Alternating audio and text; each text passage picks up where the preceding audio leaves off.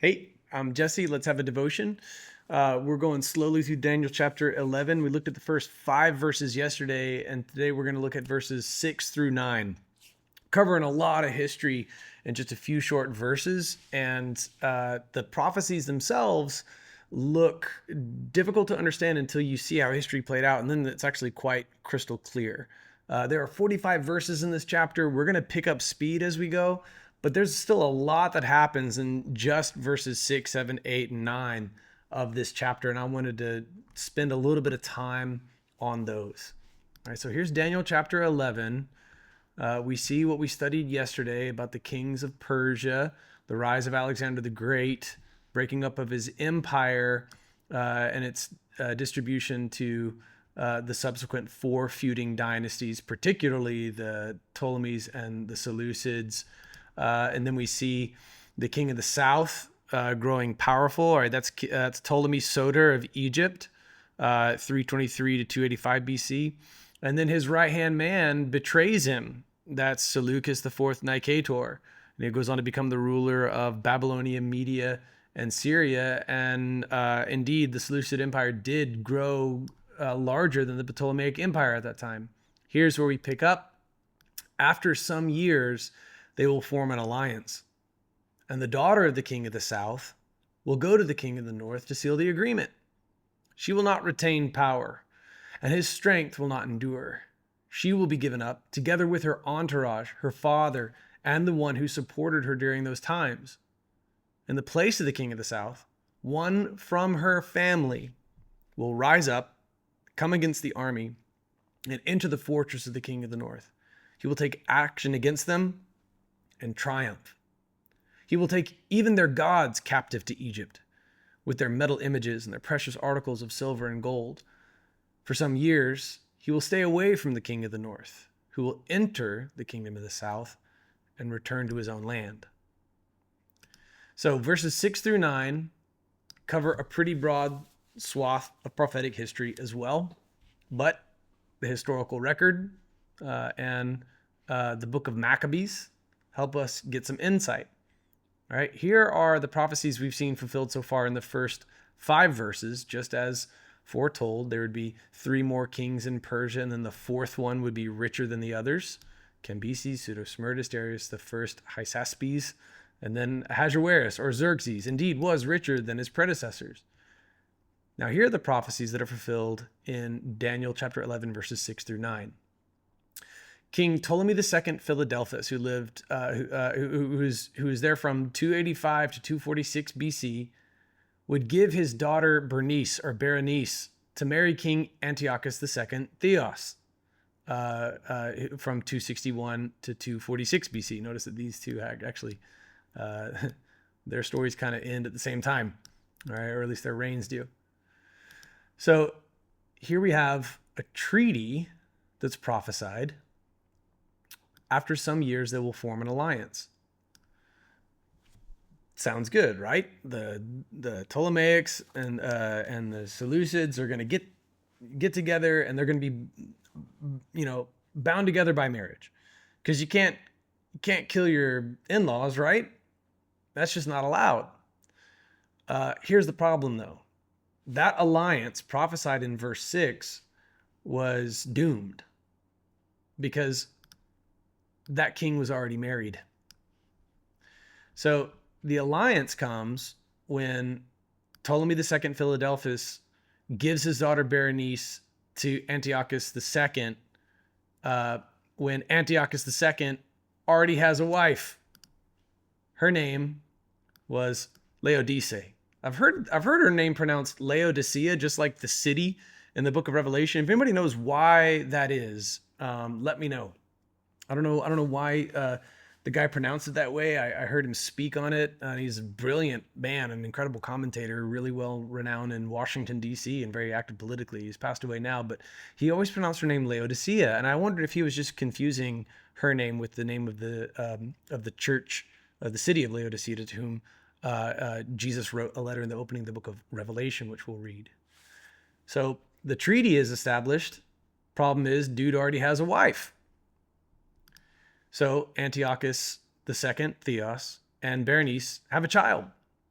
And then Laodice, the jilted wife of Antiochus II Theos, goes on a rampage, and she kills Antiochus II and Berenice and their child.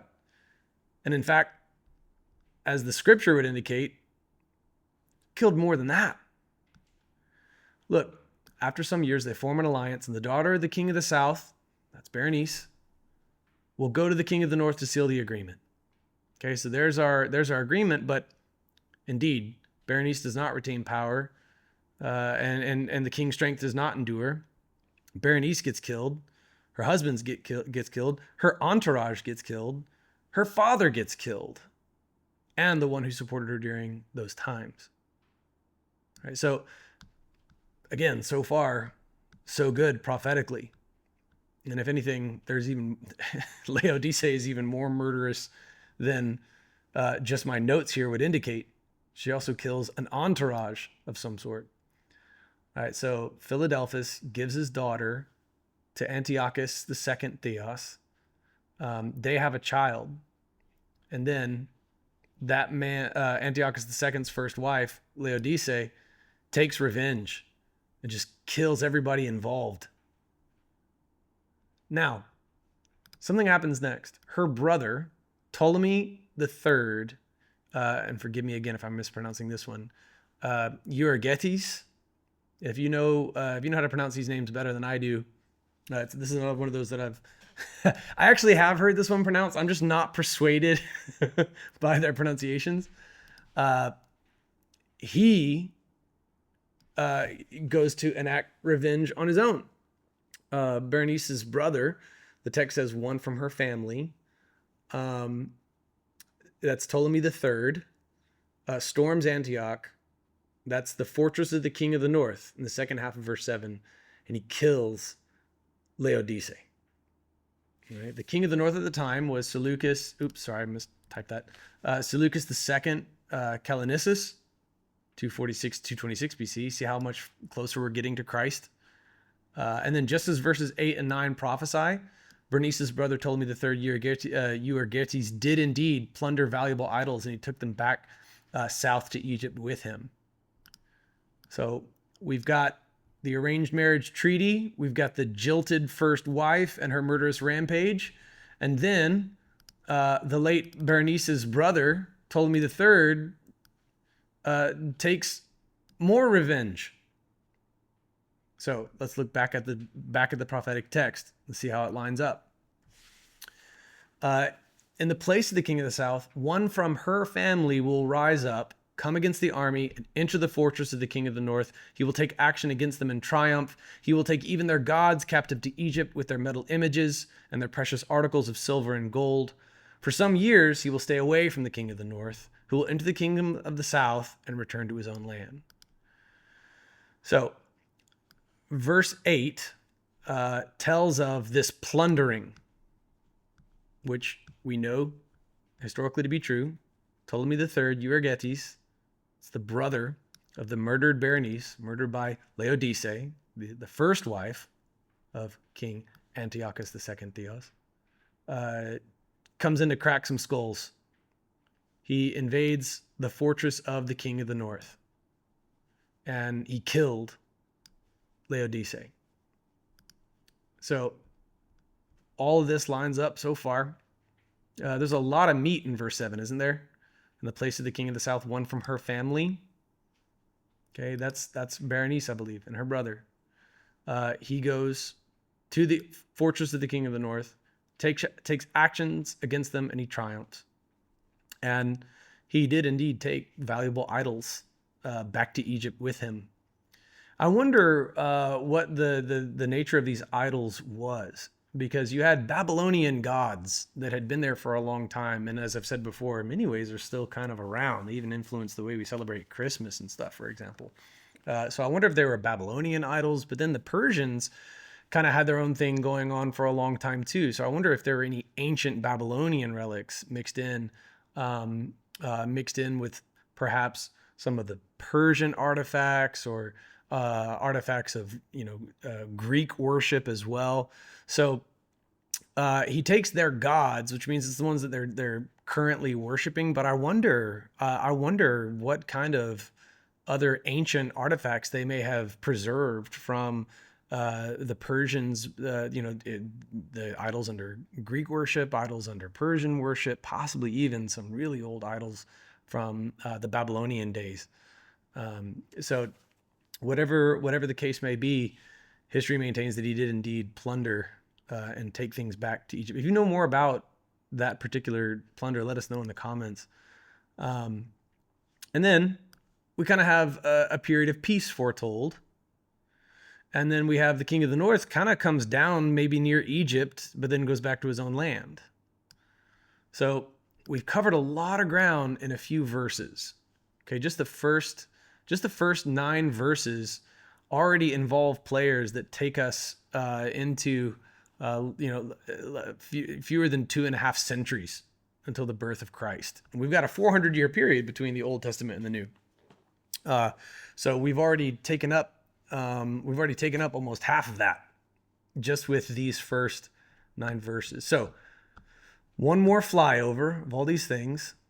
Ptolemy II Philadelphus gives his daughter Bernice to marry King Antiochus II Theos. Okay, they form an alliance, and the daughter of the king of the south will go to the king of the north and seal the agreement. So far, so good, right? But then the prophecy continues. She will not retain power. His strength will not endure. She'll be given up together with her entourage, her father, and the one who supported her during those times. Right? We know this historically goes on because indeed that king was already married. And so he takes Bernice as his wife, and they do have a child. But then Laodice, his first wife, comes in and just kills everybody, goes on a rampage. This is what prompts Bernice, remember that's the daughter of Ptolemy II Philadelphus, her brother, Ptolemy III, comes in to take revenge of his own. Okay, and that leads us up to verse 9. And verse 9 moves the prophetic timeline a little further forward, where the king of the south, the king of the north also then does come back down into Egypt, but then returns home. Okay, so look at all the prophecy that's already been fulfilled, and try to imagine a prophecy like this one being given, for example, hypothetically today in the US.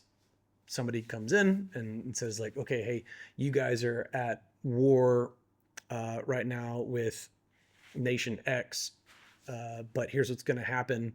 The president's daughter is going to marry the king of nation X, but nation X king is already married, and so that jilted ex-wife is going to kill the president's daughter.